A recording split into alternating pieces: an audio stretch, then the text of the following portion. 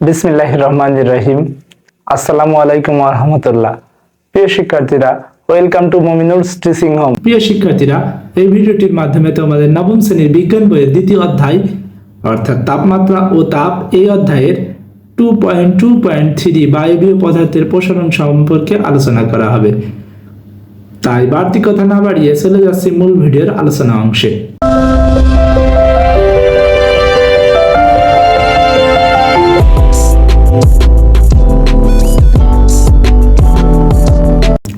পৃষ্ঠার মাঝ বরাবর দেয়া আছে বায়বীয় পদার্থের প্রসারণ।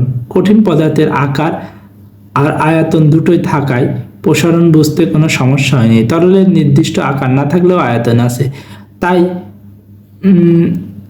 তার প্রসারণ আমরা দেখতে কিংবা মাপতে পারি।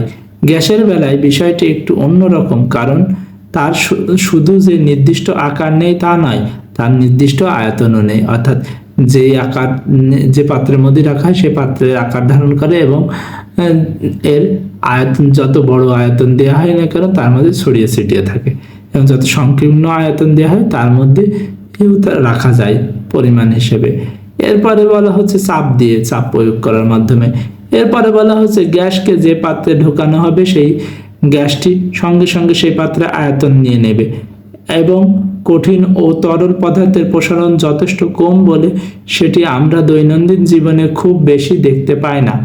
সে তুলনায় গ্যাসের প্রসারণ যথেষ্ট বেশি বলে আমরা সহজে পরীক্ষা করে সেটা দেখতে পাই। 2.5 একটা চিত্র দিয়ে আছে। বরফ নেওয়া হয়েছে মাঝের অংশটাই এবং বাম পাশেরটাই স্বাভাবিকভাবে রাখা হয়েছে পানি দিয়ে ওপরে বেলুন রেখে, এবং ডান পাশেরটা গরম পানি দিয়ে রাখা হয়েছে। বেলুনের ভেতরে বাতাস শীতল করা হলে বেলুনটি সংকুচিত হয় এবং উত্তপ্ত করলে প্রসারিত হয়। একটা বেলুনকে একটুখানি ফুলিয়ে একটা বোতলের মুখে লাগিয়ে বোতলটা বরফ দিয়ে দেয়া হলে পানিতে চুবিয়ে রাখো, তাহলে দেখবে বেলুনটা সংকুচিত হয়ে নেতিয়ে পড়ছে। বোতলের ভিতরে পানি রাখলে স্বাভাবিক আরো ভালো হয় নির্দিষ্ট পরিমাণ। আবার বোতলটা যদি গরম পানিতে চুবিয়ে রাখি তাহলে দেখবে বেলুনটা ফুলে উঠেছে। তবে কঠিন কিংবা তরলের বেলায় তাদের উপর প্রযুক্ত চাপ বিষয়টি নিয়ে আমাদের মাথা ঘামাতে হয়নি। গ্যাসের বেলায় কিন্তু চাপ বিষয়টি খুব গুরুত্বপূর্ণ। তরল কিংবা কঠিন পদার্থের চাপ দিয়ে খুব বেশি সংকুচিত করা যায় না, কিন্তু গ্যাসকে খুব সহজে চাপ দিয়ে অনেক বেশি সংকুচিত করা যায়, কারণ গ্যাসের মধ্যে আন্তঃআণবিক ফাঁকা বেশি থাকে। একই পরিমাণ গ্যাসকে ভিন্ন ভিন্ন আয়তনের পাত্রে ঢোকানো হলে তার চাপ ভিন্ন ভিন্ন হয়। অর্থাৎ তাপমাত্রার মতো চাপ বাড়িয়ে কমিয়েও গ্যাসের প্রসারণ সহ করা যায়, সব প্রসারণ সংকোচন করা যায়। কাজেই আমরা যদি তাপ দিয়ে গ্যাসের আয়তন কতটুকু বৃদ্ধি পেয়েছে মাপতে চাই, তাহলে লক্ষ্য রাখতে হবে যেন চাপের কোনো পরিবর্তন না হয়। তাই প্রথমে আমাদের নির্দিষ্ট পরিমাণ গ্যাসের চাপ পি, আয়তন ভি এবং তাপমাত্রা টি এর মাঝে সম্পর্কটি জানা দরকার।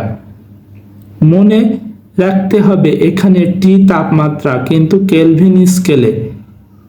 এটাকে বলা হয় আদর্শ গ্যাসের সূত্র, এবং গাণিতিকভাবে সূত্রটি এভাবে লেখা যায়। এটা প্রমাণিত একটি সূত্র, পিভি ইকুয়াল টু এনআরটি। এখানে আর সর্বজনীন গ্যাস ধ্রুবক, যার মান নির্দিষ্ট 8.314 জুল পার কেলভিন পার মোল। এখানে এন মোল এককে গ্যাসের পরিমাণ এবং এই ধ্রুবকের মান সকল গ্যাসের জন্য সত্যি, এটা বলা হয়েছে। পরে একটা অঙ্ক দেওয়া আছে, দেখো উদাহরণ। একটি 100 মোল আয়তনের পাত্রে 108 প্যাসকেল চাপে 128 গ্রাম অক্সিজেন গ্যাস রাখা হলে এর তাপমাত্রা কত হবে? অর্থাৎ এখানে বস্তুটি তাপমাত্রা চেয়েছে, অর্থাৎ একটা অঙ্ক করা হয়েছে যেটা সমাধান দেওয়া হয়েছে। অর্থাৎ চাপ P equal to 10⁸ pascal, V equal to 100 milli, যেটা 10⁻⁻4, এবং অক্সিজেনের আণবিক ভর 32। তাই 128 গ্রাম অক্সিজেন মানে N equal to 128 gram by 32 equal to 4 mole oxygen. যেহেতু পিভি ইকাল টু এনআরটি, এখান থেকে টির মান বের করা হচ্ছে, কারণ তাপমাত্রা প্রশ্ন করা হয়েছে। T equal to PV by NR মান বসাই দিলে আমরা 300 কেলভিন পেয়ে যাব। আর 300 কেলভিনে পেলাম, এখান থেকে ডিগ্রি সেলসিয়াসে আসতে হলে 273 দিয়ে বিয়োগ করতে হবে, তাহলে আমরা ডিগ্রি সেলসিয়াসে পাই, যেটা 27 ডিগ্রি সেলসিয়াস। প্রিয় শিক্ষার্থীরা, এই ভিডিওর আলোচনা এতটুকুই ছিল। তোমাদের সকলের জন্য শুভকামনা রইল। মন দিয়ে পড়াশোনা করো। তোমরা ভালো থাকো, সুস্থ থাকো। আসসালামু আলাইকুম ওয়া রাহমাতুল্লাহি ওয়া বারাকাতুহু।